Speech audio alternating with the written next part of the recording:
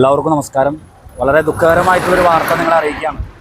ഞാനിപ്പോൾ നിൽക്കുന്നത് എലിഞ്ഞപ്ര പള്ളിക്ക് സമീപമുള്ള ഒരു റോഡിൻ്റെ വശത്താണ്. എൻ്റെ ഈ പിറകിൽ കാണുന്ന ബൈക്ക് അത് അപകടത്തിൽപ്പെട്ടതാണ്. ഇന്ന് ഏകദേശം ഒരു 4:30 കൂടിയിട്ട് ഇപ്പോൾ ഞാൻ കാണുന്ന ഈ ജംഗ്ഷനിൽ ഇവിടെ വെച്ച് ചാലക്കുടിയിൽ നിന്നും വരികയായിരുന്നു ഇരുചക്രവാഹനം. അത് ഓടിച്ചിരുന്നത് പരിയാരത്തുള്ള കവലക്കാടൻ ഷിൻസൺ എന്ന് പറയുന്ന ചേട്ടനായിരുന്നു. 39 വയസ്സ്. വണ്ടി ഓടിച്ച് വരായിരുന്നു. എതിർദിശയിൽ നിന്നും കാർമൽ വിദ്യാലയത്തിൻ്റെ സ്കൂൾ ബസ് വന്നു. രണ്ടും കൂടി കൂട്ടിയിടിച്ചു.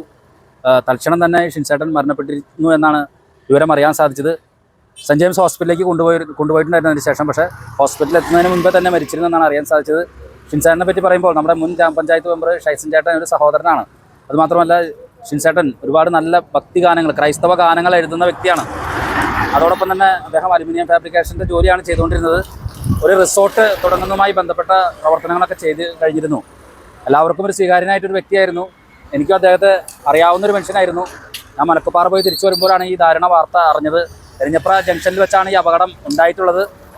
തീർച്ചയായിട്ടും ഷിൻസേൻ്റെ ഈ അകാല മരണത്തിൽ ദുഃഖവും അഗാധമായ ദുഃഖവും രേഖപ്പെടുത്തുകയാണ്. ഷിൻസേൻ്റെ ഭാര്യ ഷൈന, മക്കൾ 2 പേരാണ്. അവർ പഠിച്ചുകൊണ്ടിരിക്കുകയാണ്. ഷൈറ എന്നീ കൊച്ചുമക്കളാണ് ഷിൻസേട്ടനുള്ളത്. 4:30 കൂടി ഉണ്ടായിരുന്ന ഈ അപകടത്തിൽ നമ്മുടെ ഷിൻസേട്ടൻ നമ്മെ വിട്ടുപിരിഞ്ഞിരിക്കുകയാണ്. അദ്ദേഹത്തിൻ്റെ മരണത്തിൽ ആദരാഞ്ജലികൾ നേരുന്നു.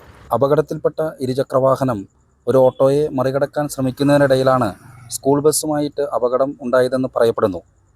സ്കൂൾ ബസ് ഈ ഇരുചക്രവാഹനത്തെ തട്ടാതിരിക്കാൻ വേണ്ടി വശത്തേക്ക് തിരിച്ചപ്പോൾ മുൻപിൽ പാർക്ക് ചെയ്തിരുന്ന ഒരു ഫുഡ് സർവീസിൻ്റെ ബൈക്കിൽ തട്ടുകയും ആ ബൈക്കിന് അപകടമുണ്ടാവുകയും ചെയ്തു. പക്ഷേ ബൈക്കിലിരുന്നിരുന്ന ഡ്രൈവർക്ക് അപകടങ്ങളൊന്നും തന്നെ ഉണ്ടായിരുന്നില്ല എന്നാണ് അറിയാൻ സാധിച്ചത്.